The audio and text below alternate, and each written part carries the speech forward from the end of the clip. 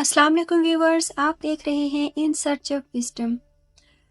कभी आपने ये सोचा है कि मेरा ओरिजिन क्या है, मैं कहाँ से आया हूँ, या मेरे एंसेस्टर्स, मेरे आबाऊ अजदाद कौन थे? जी, ज़िंदगी में कहीं ना कहीं किसी न किसी पॉइंट पे आकर मेरे ख्याल में हर बंदा ये सोचता है कि उसके आबाऊ अजदाद की जो जीनियोलॉजी है वो कहाँ तक जाती है। या हम कभी कभार ये सोचते हैं कि दुनिया में आबाद जो इतनी कौमें और इतनी नस्लें हैं, इस सब की शुरुआत कहाँ से हुई? आखिर कौन है वो आबाओ अजदाद जो इतनी नस्लों के फैलने का सबब बने? आज की अपनी वीडियो में हम देखेंगे कि डिवाइन टेक्स्ट में यानी कुरान पाक और बाइबल में इंसानी नस्ल की क्या तकसीम बताई गई है। जी, जब हम इस्लाम की बात करते हैं तो इस्लाम के जो बड़े बड़े हिस्टोरियंस हैं, जैसे इब्न खुल्दून हैं, मसूदी हैं, वाकिदी हैं या तबरी हैं, ये सब लोग ही तकरीबन जो इंसानों की जीनियोलॉजी का या क्रिएशन जो हुई इस पूरी दुनिया की, उसका डेटा तकरीबन बाइबल से लेते हैं। क्योंकि इस कायनात की जो शुरुआत है, वो कहानियाँ या फिर इस कायनात का जो एंड होना है, एंड टाइम्स के बारे में जितनी भी प्रोफेसीज हैं, वो कुरान और हदीस या बाइबल में तकरीबन मिलती जुलती हैं, बहुत माइनर से डिफरेंसेस हैं। और इसराइली रिवायात जो हैं, यानी इसराइलियात जिनको हम कहते हैं, वो ज़्यादा डिटेल्ड हैं। इस वजह से मुस्लिम हिस्टोरियंस ने तकरीबन जो इस दुनिया की शुरुआत का या हमारे एंसेस्टर्स का जितना भी डेटा है, वो इसराइलियात से अपनी किताबों में लिखा है। इंसानियत का ओरिजिन अगर पढ़ा जाए या इसके बारे में रिसर्च की जाए, तो इस सारी कहानी की शुरुआत होती है हज़रत नूह अलैहिस्सलाम के सैलाब के बाद। यानी उनके वो बेटे तीन, जिनका नाम साम, हाम और याफिस था, इन तीन बेटों से आगे पूरी दुनिया में मुख्तलिफ नस्लें और कबीले आबाद हुए।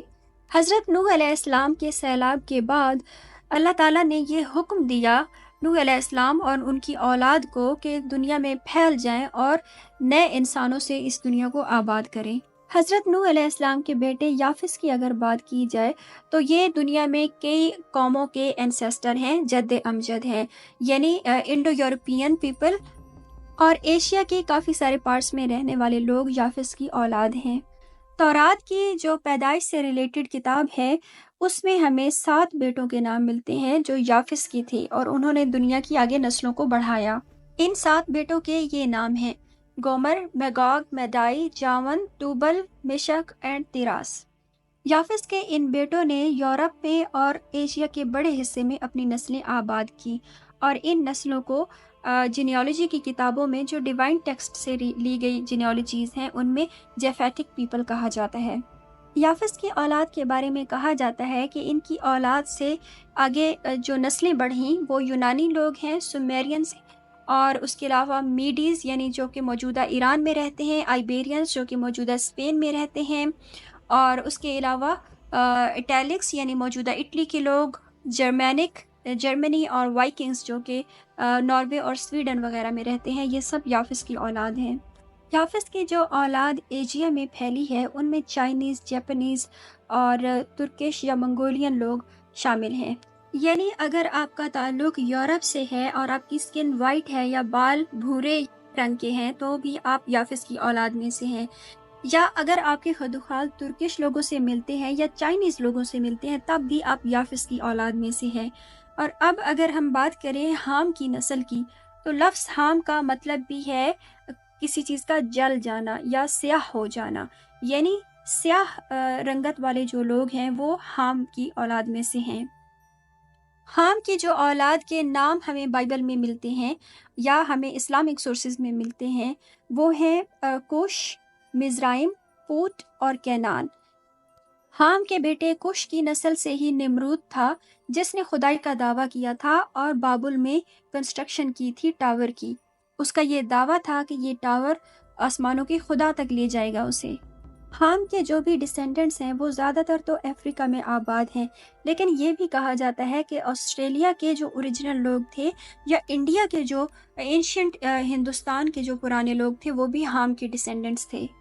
लेकिन हाम का बेटा केनान जो था, वो मिडल ईस्ट में आबाद हुआ। हिंदुस्तान के नेटिव जो लोग थे, जिनको ड्रेविडियंस कहा जाता है या एबोरिजिनल लोग जो ऑस्ट्रेलिया के हैं, उनको भी हाम की औलाद में से बताया जाता है। اور ان سبھی نسلوں کی تقریباً رنگت سیاہی مائل ہے اور یہ بھی افریقہ اور ایشیا کے مختلف علاقوں میں آباد تھے۔ اب اگر بات کی جائے امریکہ کے نیٹو پیپل جو تھے ان کی، تو ان کے جو فیچرز ہیں وہ اس طرح سے ہیں کہ کچھ ہام کی نسل سے ملتے ہیں، یعنی ان کی رنگت سیاہی مائل بھی ہے، اور کچھ یافس کی نسل سے ملتے ہیں، یعنی ان کی آنکھیں چھوٹی چھوٹی ہیں اور تھوڑی سی براؤنش سکن بھی ان کی ملتی ہے۔ تو اس وجہ سے کہا جاتا ہے کہ نیٹو امریکنز جو تھے، جن میں مائنز تھے یا ایزیٹکس تھے، یہ یافس اور ہام دونوں کی نسلوں سے آگے بڑھے۔ اور اب بات کرتے ہیں نوح علیہ السلام کے سب سے بڑے بیٹے سام کی۔ ببلیکل سورسز ہمیں یہ بتاتے ہیں کہ سام بہت لمبی عمر جیے تھے اور ان کی عمر تقریباً 600 سال تھی جب ان کی وفات ہوئی، اور یہ کہا جاتا ہے کہ سام اپنی زندگی میں ہی اپنی 10 نسلیں دیکھ کر گئے تھے، اور سام کی نسل میں سے ہی ایک شخص جن کا نام ایبر تھا، ان کی نسل سب سے زیادہ بڑھی۔ یہ لوگ عرب کے صحراؤں میں، مڈل ایسٹ میں اور میسوپوٹیمین سویلائزیشن کے پاس پاس بسے، اور ان لوگوں کو سمیٹک پیپل کہا جاتا ہے یا سامی لوگ کہا جاتا ہے۔ ان میں زیادہ جو بڑی نسلیں ہیں وہ عرب لوگوں کی ہیں، یا بنی اسرائیل کی یعنی یہودی لوگوں کی ہیں، یا مڈل ایسٹ میں بسنے والے عشیریہ کے لوگوں کی ہیں۔ اس ویڈیو میں بتائی جانے والی جینیالوجیز کو انشاءاللہ ہم آنے والی ویڈیوز میں تفصیلاً بھی ایک ایک کر کے ڈسکس کریں گے، یعنی ہر ایک ویڈیو میں ہم یافس کی، سام کی اور ہام کی نسلوں کو مزید بھی ایکسپلور کریں گے۔ امید ہے آج کی ویڈیو سے آپ کو کچھ نیا سیکھنے کو ملا ہوگا۔ میرے چینل کو سبسکرائب کیجیے اور اپنا فیڈ بیک دینا بالکل بھی نہ بھولیے گا۔ Thanks for watching. اللہ حافظ۔